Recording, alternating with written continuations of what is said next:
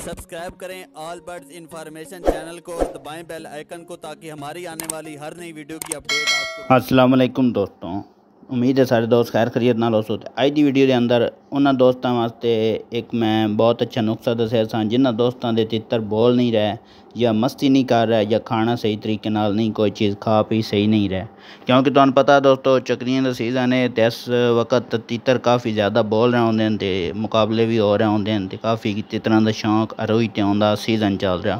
तो जिन्होंने दोस्तों के काले तितर मस्ती नहीं पा रहा बोल नहीं रहा तो खाना पीना नहीं सही तरीके नाल खा रहा है, उन्होंने अज मैं एक बड़ा आसान जहा छोटा जहा नुस्खा दसिया सा वो अपने काले तितर देन तो इंशाअल्लाह उन्होंने काला तितर भी मस्ती करे सी बोलन लग पो सी खाण पीण भी बेहतरीन लग पो सी। सब तो पहले दोस्तों तुसी ले लेना आधा किलो पानी, आधा किलो पानी लैके उहदे अंदर 5 दाने सौंफ दे सट देने, 5 दाने सौंफ दे उस आधा किलो पानी के अंदर सट देने।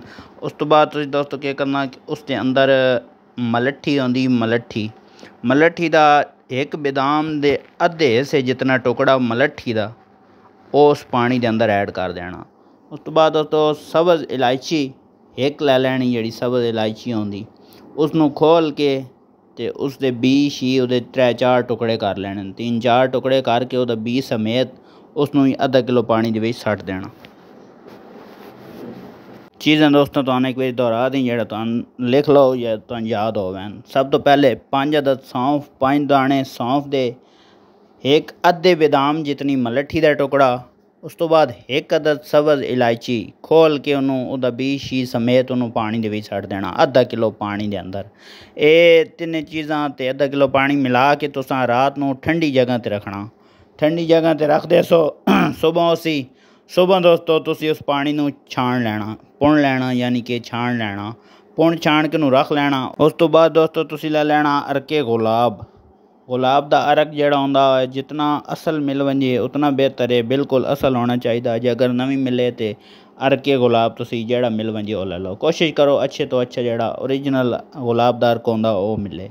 वो लैके उसके 2 ढकने तुसी किसी प्याले दे विच पा लेने, 2 ढकने किसी प्याले के अंदर पा के तो उस तो बाद तुसी लेना ज़ाफ़रान दोस्तों आंदा इंज वालां आर तंदां आर बने होया, उसते तुसी 4 अंदरों दियां तंदां ओहदे वाल तकरीबन जेड़े बने हुए होंदे वो तुसी 4 पीस उहदे कड्ढने, 4 कड्ढ लैने जे अगर थोड़े वड्डे होन तो 4 कड्ढ लैने, जे छोटे छोटे होन तो 5 कड्ढ लैने। वो तुसी उस अरके गुलाब के अंदर डबो के रख देने, 2 घंटे डबो के रख देने। 2 घंटे तो बाद तुसी ये चाह के जेड़ा आधा किलो पानी रात को तुसां बनाया सी उस दे विच मिला देना अरक दे 2 ढक्कन, 4 तो 5 दाने ज़ाफ़रान दे, ये 2 घंटे भिगो के ते तुसी वापस उस अरक दे विच मिला देना।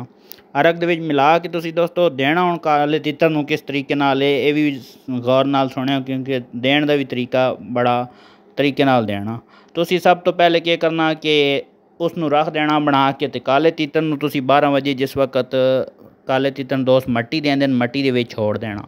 12 बजे मट्टी विचों खेड़ सी सही तरीके नाल जल्द मट्टी चो खेड़ लै सी उन्होंने 2 बजे मट्टी चो कढ़ना, 2 घंटे मट्टी रखना तो उस तो बाद मट्टी चो कढ़ने तो बाद उसनों तुसी आधा घंटा रेस्ट देनी, कोई चीज़ उन्होंने देनी नहीं, खाने पीने वाली पानी नहीं देना, खाने वाली नहीं देनी। तो 2 घंटे तो बाद अपने तो मट्टी शट्टी चों तो बिल्कुल साफ़ कर लै सी, यानी कि आधे घंटे तो बाद तुसी उसे पानी दे विचों अद्धी कुप्पी भर के जेड़ी तुसें अपने काले तितर नूं दे पिंजरे रखी हुई कुप्पी अद्धी कुप्पी भर के तुसी उन्होंने वो पानी दी दे देनी। वो पानी काला तितर तुहाडा पी लै सी। मिट्टी लेकिन ये गल याद रखनी मिट्टी चो कढ़ने तो बाद आधा घंटा बाद देनी। वो काली तितर अपने तो मिट्टी शिट्टी बिल्कुल जेड़ी उहदे ते लगी उसी साफ़ कर लै सी ते बाद उन्होंने पानी देना।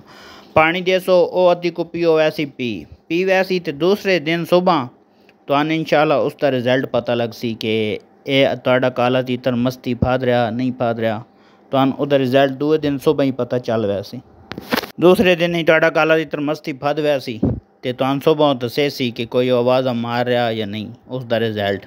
तो यही आई साड़ी अज की छोटी जी वीडियो दोस्तों काले तितर की मस्ती के हवाले नाल। काले तितर की मज़ीद अच्छी वीडियो मैं अपने चैनल पर अपलोड करांदा रहना। तो काले तितर की वीडियो वेखने वास्ते मेरे चैनल में सबसक्राइब करो, नाल बने घंटी के निशान जरूर दबा दिता करो क्योंकि मेरे आने वाली हर वीडियो की नोटिफिकेशन तुहाडे ताईं बआसानी पहुँच सके। तो वीडियो अगर पसंद आई तो वीडियो मेरी लाइक करो, अपने दोस्तों नाल शेयर करो। वध मिलता ही इंशाअल्लाह नवी वीडियो नाल। अल्लाह हाफिज़।